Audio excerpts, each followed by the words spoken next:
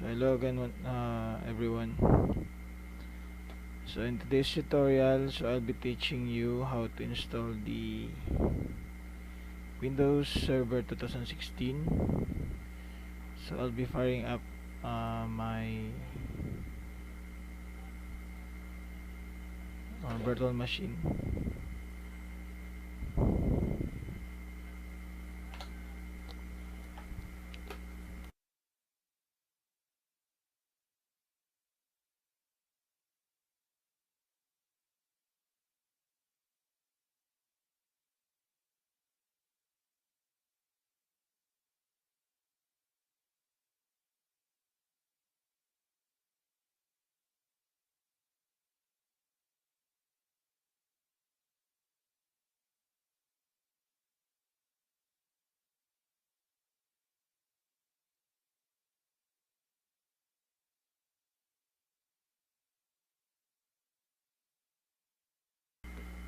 Okay, so we are on the Windows setup. So saan ning na-addre sa default niya. So wala tayo dapat i-usab.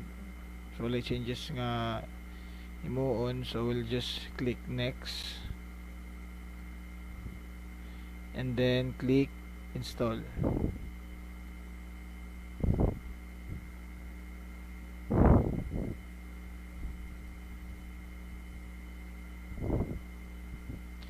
So we'll just wait until the operating system installation will display the Windows setup. So here we are. So in this case, so mag-select tag specified nga operating system nga itong i-install. So sa operating system nga ginagamit nato ron natay KMS nga standard. So muna gamito nato para automatic siya nga ma-activate ang atong operating system. So we'll just click next, and then after that we will be asked to create a partition kung asa na to install ang atong operating system. So here, so which type of installation do you want to install? So we will be selecting the custom. Then after that, so in my case I only have 60 gigabyte of space. So in your case, soon pag naman sa assessment or sa training, so the given allotted space or total size of the hard drive should be divided into 2. Okay, so in my case, wala na ko'y dapat i-usab diri kay gamay raman ang iyang storage. So pag mag click nyo ta diri, so let's say 60 gig na, or bata na to sa imuhang case kay na kay 200 gig. So 200 gig is interpreted siya into MB when you create a partition. So 60 gigabyte would be 60,000 MB. So kani siya na mo lang siyang 61,440 kaya naman tayo ginatawag nga system reserve mo nang na-extend siya. So ato na siyang i-divide into 2 sa inyo nga case, and then ato nang ipang-add ang partition nga nabilin. So pag natay nakabutang nga unallocated space, meaning wala pa na siya na-assign, wala pa na siya na-create, no? Pag mag-install ta operating system, dili na siya ma-view dito sa tuang computer. So kung ang case kana di ako mag-partition, i-select lang nako kung usang na-addre nga nabilin nga partition nga unallocated space. So atuwara nang i-click ang apply, then okay, then makita nato rin natin system reserve sa partition 1 which is 500 MB, and then sa partition 2 which is 59 gigabyte. So syempre dito gid natin ibutan sa pinakadako nga space. So after that, pag ma-select nato ni siya, kaning this partition 2 kani atong gamiton kay kani man dako og space. So mao gyud natong pilion ang pinakadako nga space, and then click next, and then we'll wait for the installation to finish. Okay, so at this moment ako ani siyang i-pause ang video para mas mapaspas na siya pag-install or para dili ma-consume ang time. So pagapit na siya mahuman, mag finishing up na siya. So ako rang i-resume ang video. Almost done with the installation. So after this, we will be asked to restart um, the computer. So after na niya, imuhang ibto ng kanang flash drive nga imuhang gi saksak sa computer kay para dili siya mo balik sa previous installation. Mo continue siya sa imuhang pag-setup sa operating system sa Windows Server.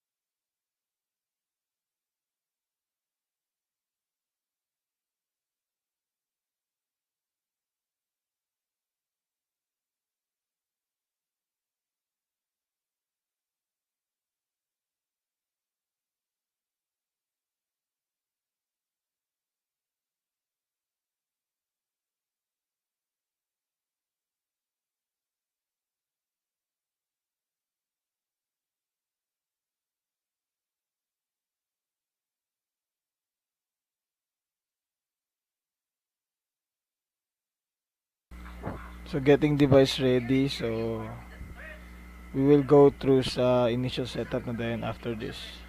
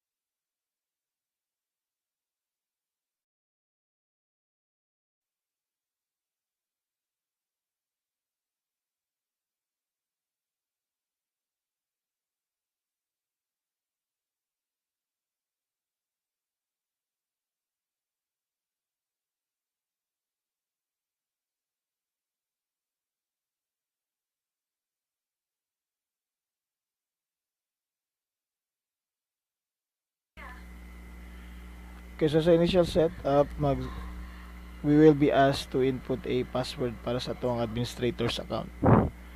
So in this case, so I'll be typing admin123 admin123. So suggestion, so kung sa to ang kanang password ninyo sa admin, so unsa magaling nga mga password nga dapat imong imuan, dapat the same tanan kay para di ka malibog. Okay, so para wala confusion nga may tabo. And after that, we'll click next.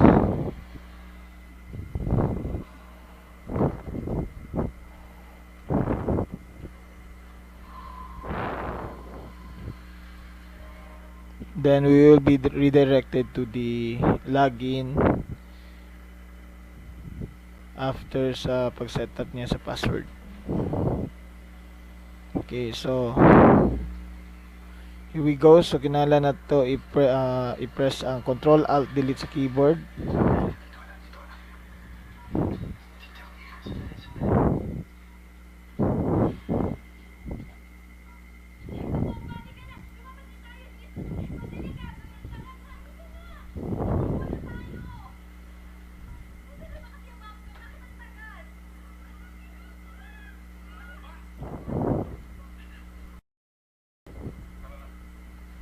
Okay, so ato ang ilagay nga ang password nga gihimo. So admin 123.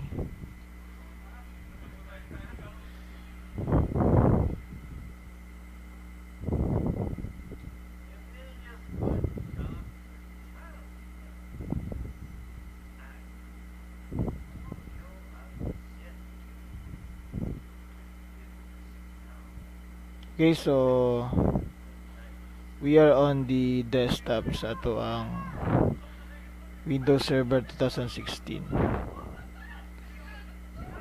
So maybe this will be the end for the tutorial of this video. So the next part is I'll be teaching you how to configure first the server, and after that we will be connecting or creating a Active Directory domain services sa atong server, and then ato ang in-network both the server and then the client. Mag-set up tawag mga IP sa ilaha, then we'll connect the client PC sa to ang server PC. Okay, so for now, so we'll stick for this end, and then we will continue this for the next video. Okay, thank you.